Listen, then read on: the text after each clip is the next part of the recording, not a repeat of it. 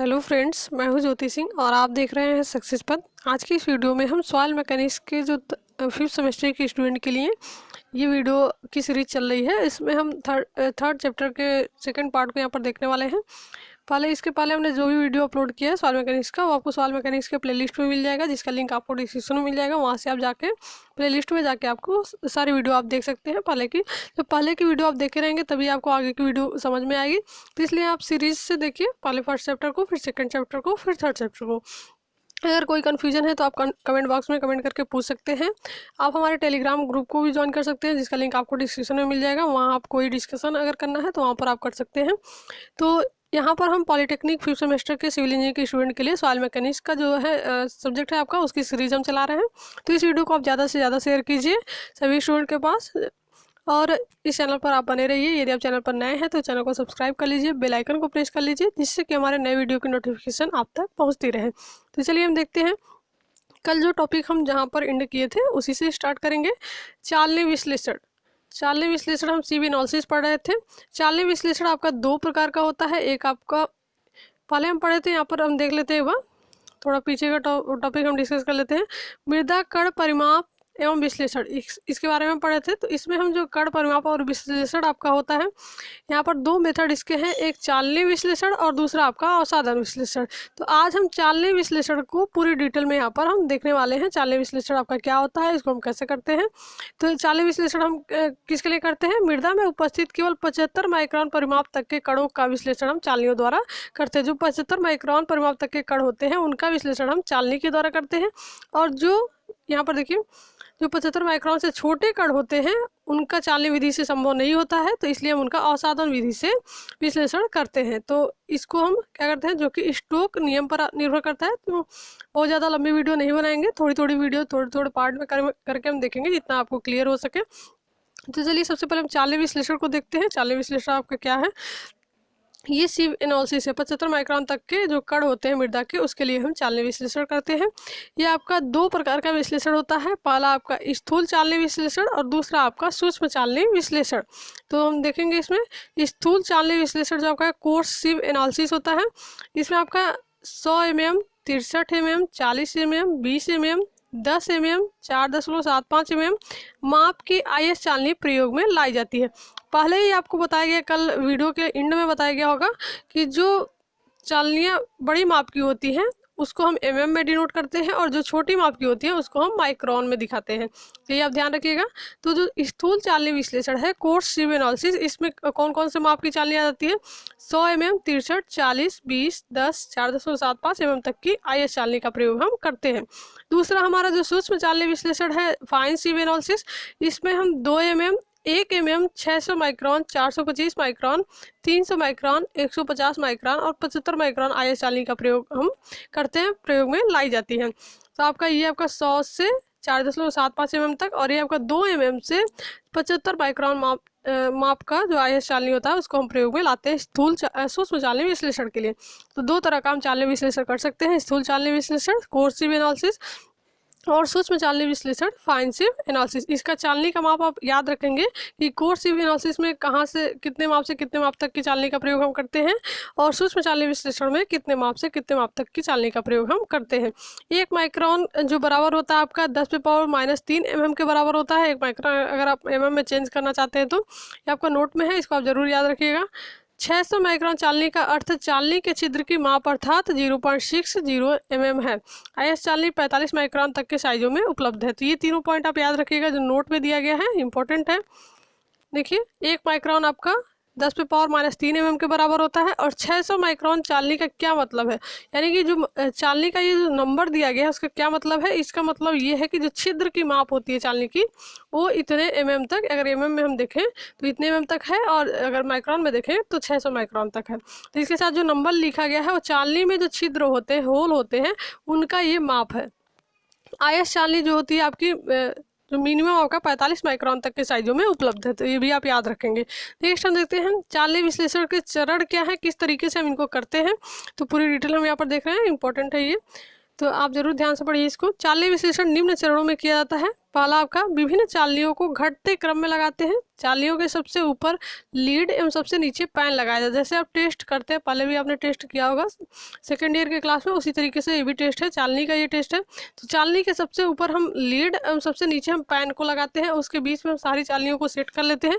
कौन से क्रम में? घटते क्रम में हम सेट करेंगे। सबसे पहले सबसे बड़ी वाली बड़े छिद्र वाली चालनी, फिर उससे छोटी, फिर उससे छोटी, यानी घटते क्रम में हम सेट करेंगे। लीड का क्या कार्य होता है? लीड मृदा को छानते समय छलकने से रोकता है। दूसरा आपका पैन का क्या कार्य है? जो सबसे नीचे लगाते हैं। अंतिम चालनी से छनी जो मृदा होती है वो जमीन पर गिरने से रोकता है। पैन में रुकी मृदा असाधारण परीक्षण के काम आती है। जो आपको मान लीजिए आप चाल लिया और उसको आपको बाद में टेस्ट करना है, तो वो मृदा जो आपकी पैन में जाके वहाँ पर कलेक्ट हो जाती है। नेक्स्ट हमारा जो है दूसरा पॉइंट, परीक्षण के लिए नमूने की उचित मात्रा। कितनी मात्रा आपको लेनी होगी? भारतीय मानक संस्थान IS जो कोड आपका है 2720 पार्ट 4 के 1985 के द्वारा मृदा में उपस्थित कणों की अधिकतम माप के आधार पर प्रतिदर्श की कम से कम मात्रा निम्न सारणी के आधार पर होती है। तो इसका हम जो भी सैंपल का मान होता है वो कितना हम लेते हैं यहाँ पर देखेंगे।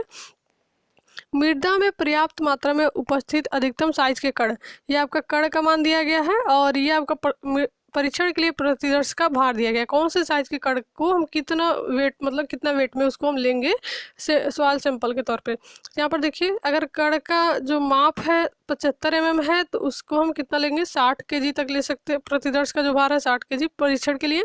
63 mm है तो 50 kg, 40 mm है तो 25 kg, 20 mm का अगर यूज़ कर रहे हैं तो 6.5 kg, 10 mm का यूज़ कर रहे हैं तो 1.5 kg, और 4.75 mm का यूज़ कर रहे हैं तो 0.40 kg हम सैंपल परीक्षण के लिए लेंगे।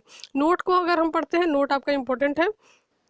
मृदा प्रतिदर्श शुष्क होना चाहिए। जो भी सॉइल हम लेंगे वो सूखी सॉइल होनी चाहिए, शुष्क होनी चाहिए। शुष्क करने के लिए विद्युत भट्टी तापक्रम 105 से 110 डिग्री होना चाहिए। आप अगर गीली मृदा है तो उसको आप ओवन में सुखा सकते हैं, जिससे चालनी में कण चिपकने ना पाए, क्योंकि छानना है उसको आप। अगर यदि गीली मृदा होगी तो उसको आप छान नहीं पाएंगे, शुष्क मृदा इसके लिए लेना है आपको।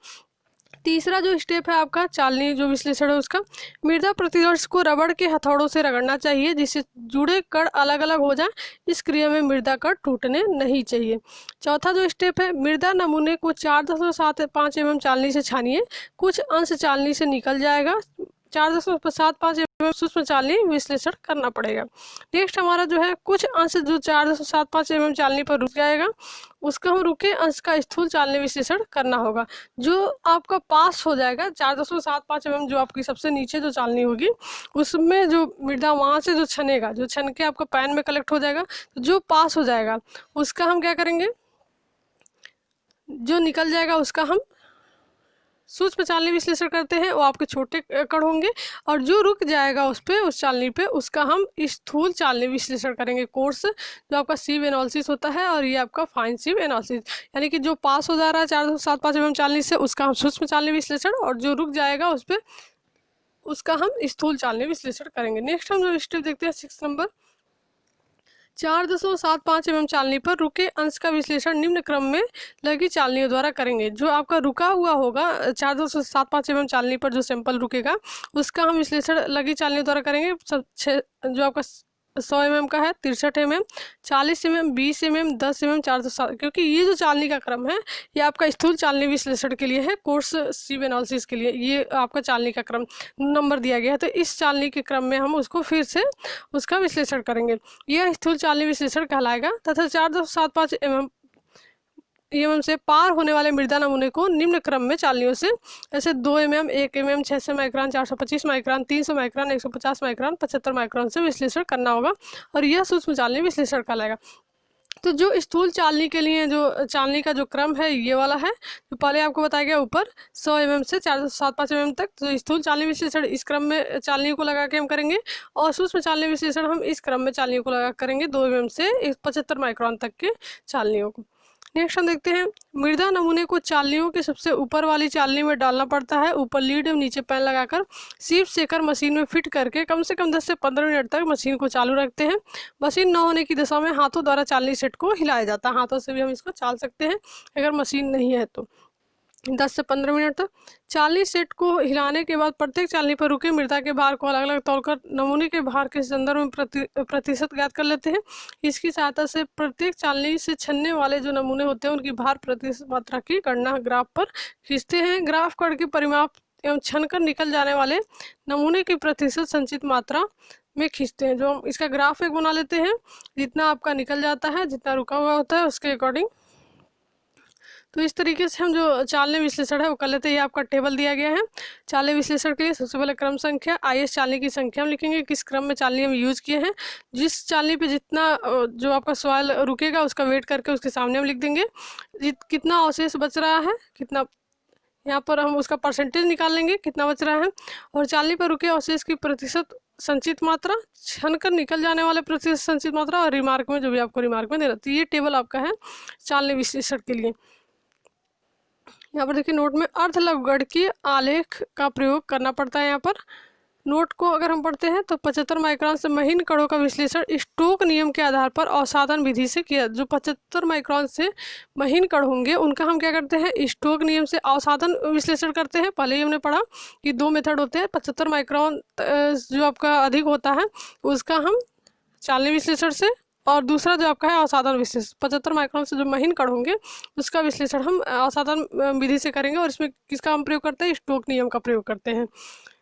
दूसरा जो पॉइंट आपका है 75 माइक्रोन से महीन कण भी मृदा में उपस्थित रहते हैं, उनका विश्लेषण ज्ञात किए बिना हमारा परीक्षण अपूर्ण रहता है। चालनियों द्वारा केवल सूक्ष्म बालू तक ही विश्लेषण संभव है। देखिए यहाँ पर जो चालनी का क्रम दिया गया है, इस क्रम को आप जरूर याद रखिएगा, इसको ध्यान दीजिएगा। इसी क्रम में आपको चालनी का, जब चालनी से आप विश्लेषण करते हैं तो यही क्रम आपको यूज करना है। जब आप स्थूल चालनी विश्लेषण कर रहे हैं तो ये देखिए क्रम इसका दिया है। सबसे ऊपर लीड आपका है, फिर 100 mm, 63, 20, 10, 4, 2, 7, 5 mm, नीचे पैन लगा हुआ है।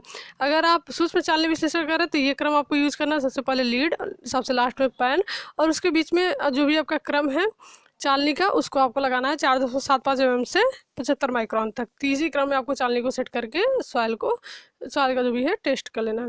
दूसरा आपका जो स्टोक का नियम है, स्टोक नियम जो अवसाधन मेथड होता है स्टोक नियम के द्वारा करते हैं। तो स्टोक ने सन 1856 में निम्न नियम प्रतिपादित किया था। इस नियम को मृदा कणों के साइज का विश्लेषण करने के लिए प्रयोग करते हैं। मृदा कणों के साइज का विश्लेषण करने के लिए प्रयोग करते हैं। स्थूल कण महीन कणों की अपेक्षा शीघ्र बैठते हैं तथा निलंबन में कणों की बैठाव दर कण के साइज के वर्ग के समानुपाती होता है। कणों की जो बैठाव दर होती है वो कण के साइज के वर्ग के समानुपाती होता है। निलंबन में बैठाव की दर निम्न पर आधारित है, मृदा कण के परिमाप पर, मृदा कण के आकार पर और मृदा कण के घनत्व पर। स्टोक का सिद्धांत क्या है, उसका जो देखिए V=1/18 d² YS minus YW upon नीटा। तो यहाँ से आप देख सकते हैं पूरी डिटेल। V क्या है, आपका बैठाव दर है, D आपका मृदा कण का व्यास है, YS आपका ठोस कणों का घनत्व है, YW आपका जल का घनत्व है, ईटा आपका श्यानता है। पूरी डिटेल दी गई है, सारे मान आपको पता होंगे तो यहाँ से आप बता पाएंगे। यदि निलंबन जल में है तब YW 1 ग्राम पर सेंटीमीटर क्यूब। जो YW का मान होता है 1 हम ले लेते हैं, जल का घनत्व है। इसी प्रकार YS G, इन मानों को समीकरण 1 में रखेंगे, कण का साइज हम mm में दर्शाया गया है। तो ये सभी मान हमको जो भी आपका समीकरण 1 यहाँ पर दिया गया है इस समीकरण में रख लेंगे। YW का मान 1 और YS G। तो YS के जगह पे हम क्या रख सकते हैं, G रख सकते हैं। तो यहाँ से फार्मूला आपका चेंज होगा और यहाँ से सारे मान आपको निकल जाएंगे। लास्ट में आपको क्या मिलेगा, यहाँ पर हम देख सकते हैं ये मिल गया V ये मान सभी मिल जाएंगे। V प्रोपोर्शनल D² होता है आपका, पहले ही बताया गया, ये स्टोक नियम के अनुसार है। इस प्रकार सिद्ध होता है कि मृदा का जो कण है, कण का बैठाव है, किधर कण के साइज के वर्ग के समानुपाती होती है। और यहाँ से हमारा मिल गया, देखिए जो आपका G का मान है 2.68 अगर लेते हैं यहाँ पर, तो आपका जो यहाँ पर देखिए 91.5 D² हो जाएगा लगभग। तो यहाँ पर हम रख सकते हैं G की जगह पे, यहाँ पर V क्या हो जाएगा 91 D²। जब इसको हम सॉल्व करेंगे पूरा यहाँ से तो आपका आ जाएगा। नोट को हम पढ़ लेते हैं। यम का मान दी हुई मृदा के विशिष्ट गुरुत्व G व जल की श्यानता म्यू के लिए स्थिर होगा। यम का मान दी हुई तालिकाओं से सीधे ज्ञात कर सकते हैं, जो कि एक स्थिरांक है। μ=N/G, G गुरुत्वीय त्वरण होता है, म्यू आपका निरपेक्ष श्यानता होता है। इस तरीके से स्टोक के नियम की मान्यताएं प्रतिबंध दिया गया है। यहाँ पर मान्यताएं प्रतिबंध आप यहाँ से पढ़ सकते हैं स्क्रीनशॉट लेके, यहाँ पर देख लीजिए आप। नेक्स्ट जो आपका अवसाधन विश्लेषण है उसमें हम पढ़ेंगे पूरी डिटेल में कि अवसाधन विश्लेषण हम कैसे करते हैं, नेक्स्ट वीडियो में हम देखेंगे। तो आज के लिए बस इतना ही। इसी तरह के और वीडियोज़ के लिए आप चैनल पर बने रहिए और इस वीडियो को ज़्यादा से ज़्यादा शेयर कीजिए।